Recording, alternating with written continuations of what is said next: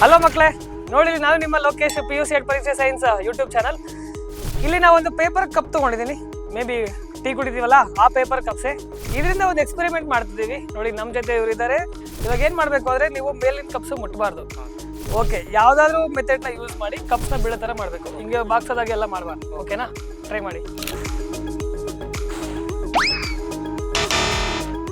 ನೋಡಿ ಮಕ್ಕಳೇ, ಹೌದು ಗಾಳಿನೇ ಯೂಸ್ ಮಾಡಬೇಕು. ಬಟ್ ಇಲ್ಲಿ ನಾವು ಎಕ್ಸ್ಪ್ಲೈನ್ ಮಾಡ್ತಿರೋದು ಬರ್ನೌಲಿಸ್ ಪ್ರಿನ್ಸಿಪಲ್.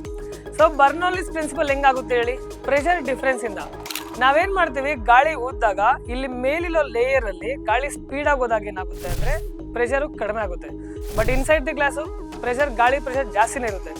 ಸೊ ಪ್ರೆಷರ್ ಜಾಸ್ತಿ ಇರೋದ್ರಿಂದ ಗಾಳಿ ಊದಿದಾಗ ಕೆಳಗಡೆ ಇರೋ ಗಾಳಿ ಮೇಲೆ ಎದ್ದೊಳುತ್ತಲ್ಲ, ಜೊತೆಯಲ್ಲಿ ಪೇಪರ್ ಕಪ್ಸ್ ಕೂಡ ಎದ್ದೊಳುತ್ತೆ. ನೋಡಿ ಮಕ್ಳು, ಇವಾಗ ಮೇಲಿನ ಲೇಯರ್ ಅಲ್ಲಿ ಟ್ರೈ ಮಾಡಿ ನೋಡ್ತಾರೆ, ಬರುತ್ತಾ ಇಲ್ಲ.